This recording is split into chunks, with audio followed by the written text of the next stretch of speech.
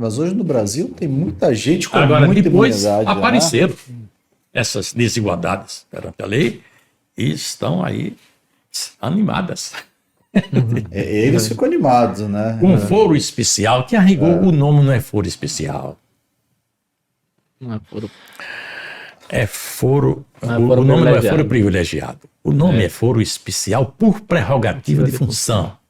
Porque foro especial tinha, no tempo do Império, o barão, por exemplo, do Rio Branco, Foro privilegiado. o foro privilegiado. Tinha essas pessoas que. Era um privilégio, de fato. Era privilégio isso. Foi uma das causas da queda do Império, foi isso aí. E distribuir tantos títulos. Barão, de Paranapiacaba, ele dizia até, é o barão que nunca mais se acaba. Eu vi uma charge disso. da época falando, os cachorros passavam na rua, balançou o rabo, toma aqui um título de nobreza. Essa foi uma das causas que determinaram a queda do Império. Interessante, né? Mas- Uma das causas era porque existiam esses pessoas privilegiadas pela Pois questão é, do foro. porque Dom Pedro, Outra- por exemplo, Dom Pedro, ele tinha outro tipo de imunidade, ele era irresponsável penalmente, ele podia matar, podia fazer o que fosse e não tinha processo contra ele. Isso nas ditaduras existe. Até. Então, assim, nesse momento, teve essa questão de privilégio. O imposto era a história do 1/5 e a população se revoltou quanto a isso.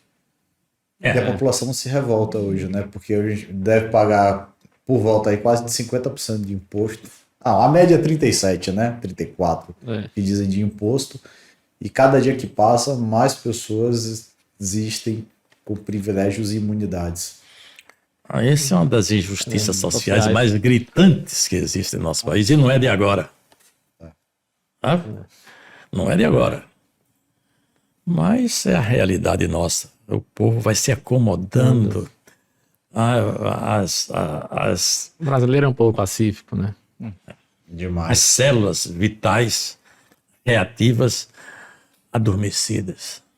Eternamente, como diz o hino nacional. Gigante dormindo. Mas, na verdade, quem dá, no meu entendimento, quem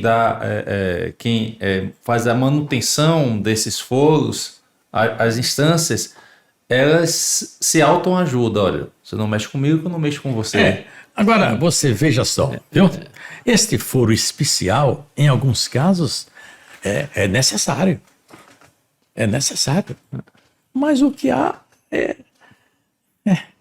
o uso ilegítimo. Por exemplo, um ato de uma autoridade que tem projeção em todo o território nacional, atinge todo o Brasil, ele pode ser processado lá, em todas as comarcas que tem o juiz.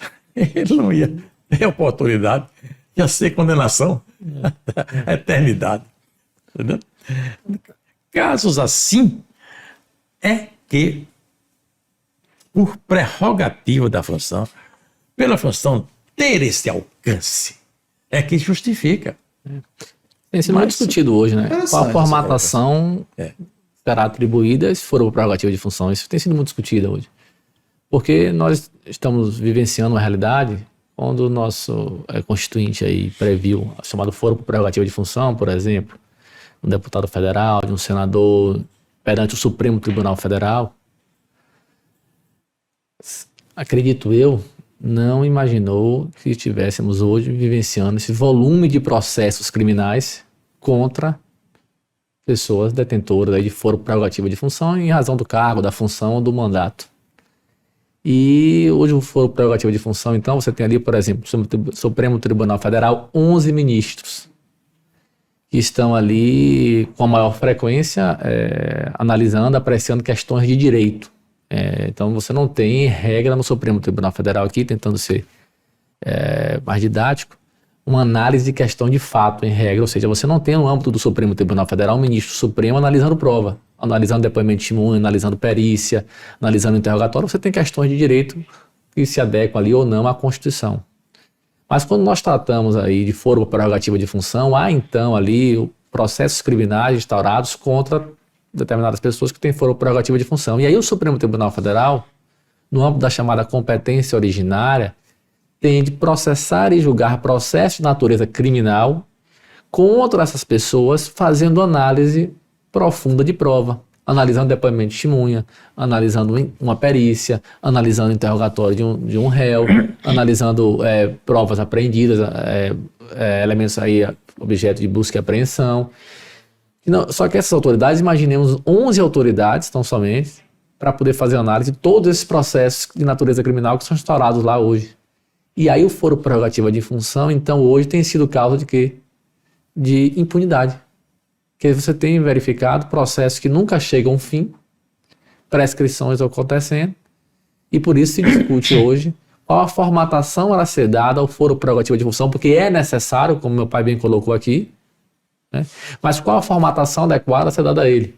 Vamos formar um colegiado de desembargadores, de ministros, à parte, por exemplo, do Supremo Tribunal Federal, do STJ, para fazer uma análise e processar e julgar tão somente essas pessoas que têm foro prerrogativa de função? Qual o formato que vamos dar a ele? Porque é necessário, é indispensável, mas não pode ser causa de impunidade. Isso é um tema que ainda está sendo muito discutido atualmente.